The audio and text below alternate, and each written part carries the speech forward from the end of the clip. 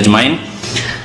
আর একটি কথা শুধু রয়েছে যে গান বাজনা শোনে যারা, তারা দুই প্রকার বলা হয়েছে। গান বাজনাও বলা যেতে পারে ওই রকমই, যে গান বাজনাকে ভাগ করা যেতে পারে। গান বাজনা শয়তানের বাদ্যযন্ত্র বলা হয়েছে, সুতরাং বাজনা হারাম।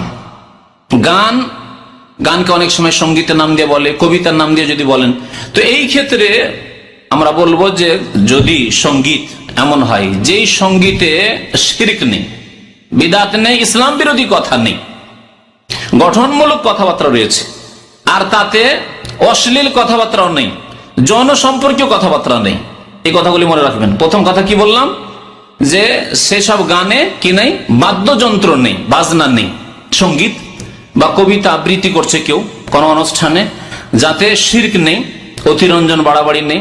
নাতে রসুলের নামে যেমন আমাদের সে অতিরঞ্জন বাড়াবাড়ি রয়েছে, নবীকে আল্লাহ পাকের অনেক গুণ দিয়ে তার বয়ান করে, এসব নেই, বিদআত নেই, ইসলাম বিরোধী কথা নেই, এবং যৌন সম্পর্কীয় কোনো কথা নেই। মহিলাদের কোনো গুণ বর্ণনা করা হচ্ছে না, অনেক কবিতায়, অনেক সঙ্গীতে, অনেক গানে রয়েছে এসব। বরং গান, আজকালকার গান রয়েছে যেগুলি এসব ছাড়া হয় না।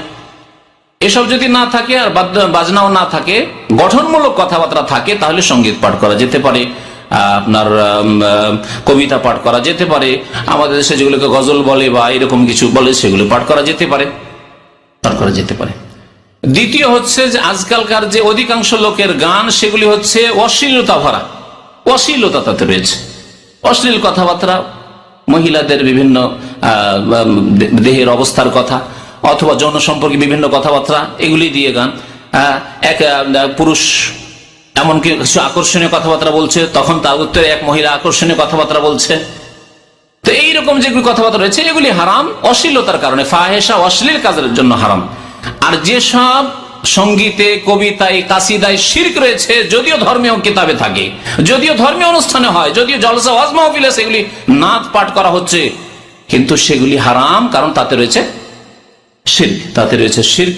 যেমন কিতাবের নাম ধরে বলতে অনেক সময় ইচ্ছা করে না, কারণ যেসব ভাইয়ের ওইসব কিতাবের ভক্ত, তারা খুব কষ্ট পেয়ে যায়। কষ্টটা উদ্দেশ্য নয়, সংশোধন করার উদ্দেশ্য, তারপরে কষ্ট হয়। তাতে আছে যে তারা হামিয়া নবী আল্লাহ, তারা হাম, হে আল্লাহর নবী আপনি দয়া করুন, রহম করুন, নবীর কাছে দোয়া করছে, আছে না?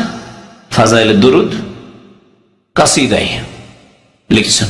তাহলে এগুলো শিরকের পাপ বড় না অন্য অশ্লীল কাজের পাপ বড়? শিরকের পাপ বড়, কারণ কোনদিন গুনাহ মাফ হবে না আল্লাহ ছাড়া। অন্যর কাছে যদি আপনি দোয়া করেন, অন্যকে সেজদা করেন, অন্যকে ডাকেন, তাহলে কোনদিন মাফ হবে না। আর ফাহেসা অশ্লীল কাজ আল্লাহ আযাব দিয়ে মাফ করতে পারেন, অথবা আল্লাহর রহমতে মাফ করে দিতে পারেন, নবীর শাফাআত